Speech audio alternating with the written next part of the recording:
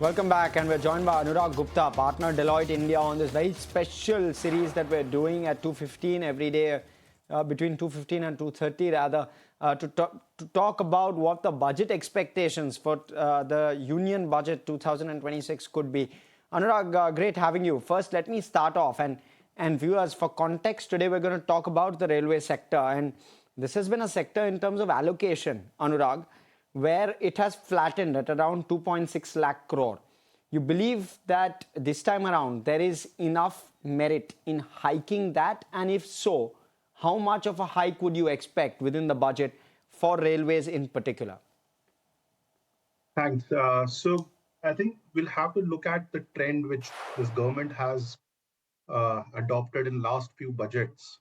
So barring the last year where I think it was an issue of absorption capacity, the government has sent out a clear message that capital will not be a limitation anymore.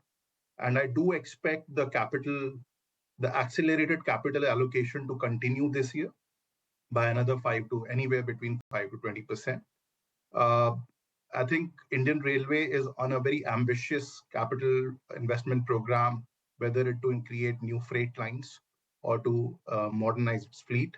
And the financial support through the budget, we expect it to continue this year as well. Okay, Anurag, when you talk about financial support from the budget, are you expecting to see more capex? Are you expecting to see more announcement on the reforms front? Or are you expecting to hear more on the public-private partnership? Are you expecting anything along those lines? Actually, my wish list to hear on all three fronts. Not one will solve the problem alone. Uh, See, at the end of the day, uh, capital investment, the capacity has to be created ahead of demand. And in that context, reforms, execution certainty for the projects which are already in motion, um, improving the services portfolio of railways is equally important. So reforms is equally important on that front.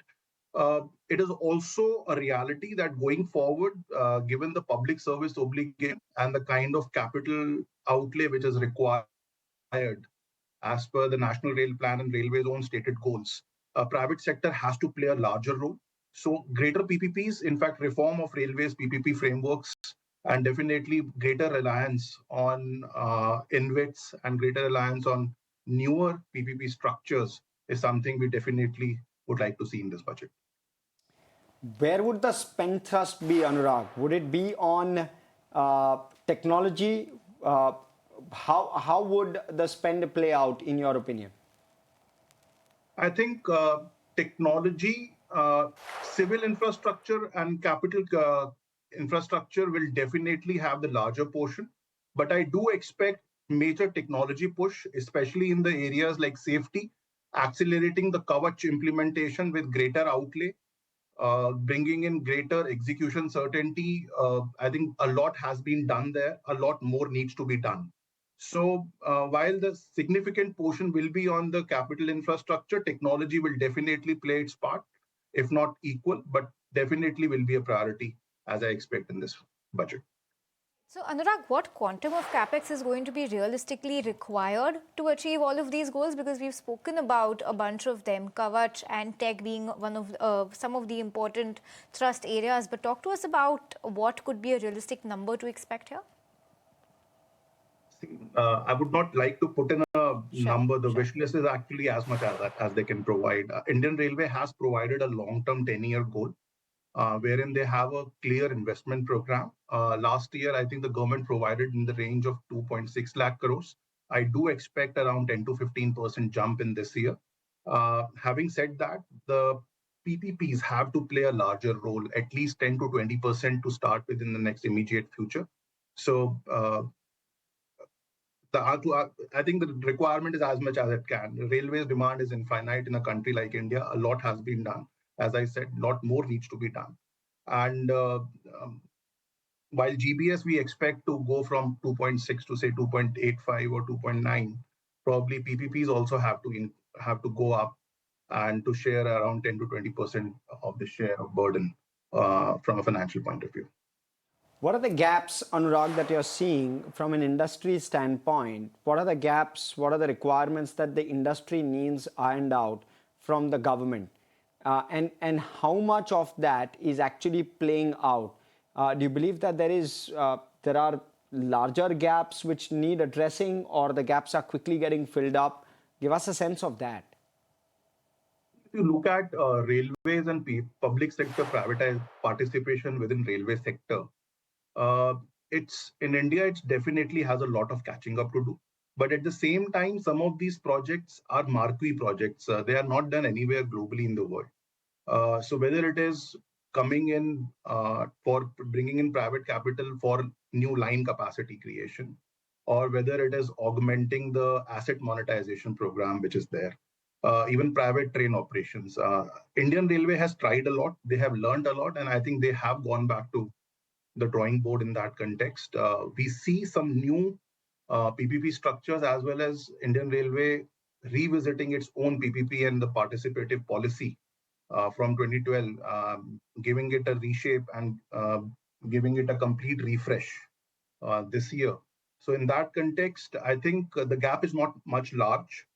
Uh, some of these projects are marquee projects, so having the initial inhibition as well as there is normal, and as well as there will be a lot of learning on the way. But I think hopefully we will be there. All the building blocks to move in the right direction are already in place from our view. Okay. And also talk to us about what kind of policy support are you expecting to hear to improve the freight share and logistics competitiveness that we're seeing in railways compared to roadways right now?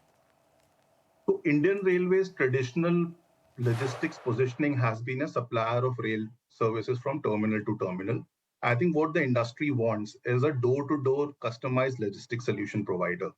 And in that context, Indian Railway has um, brought in a number of reforms, whether it is rationalizing the rate structure, whether it is uh, bringing in greater certainty in terms of freight operations itself. However, a lot more needs to be done, whether it is uh, partnership with the logistic service providers for providing first and last mile connectivity, uh, fast tracking the Gati Shakti terminals program, as well as more innovative pricing structures like dynamic pricing or corridor based pricing rather than a fixed distance based pricing. Some of these reforms Indian Railway has already committed to in National Rail Plan as well as Mission 3000. And I think it's a matter of implementation. So it's not a question of what, it's a question of when they will be implemented. And that is what we'll be looking at. Okay, thank you so much. This has been a pleasure speaking and getting a great perspective as to what to expect from the railways. A bulk of the infra spend, viewers, of course, comes from the railways, and therefore it's going to be very crucial to understand how that plays out. Also, you've got so many railway counters dependent on the kind of number that the finance minister puts out on the 1st of February.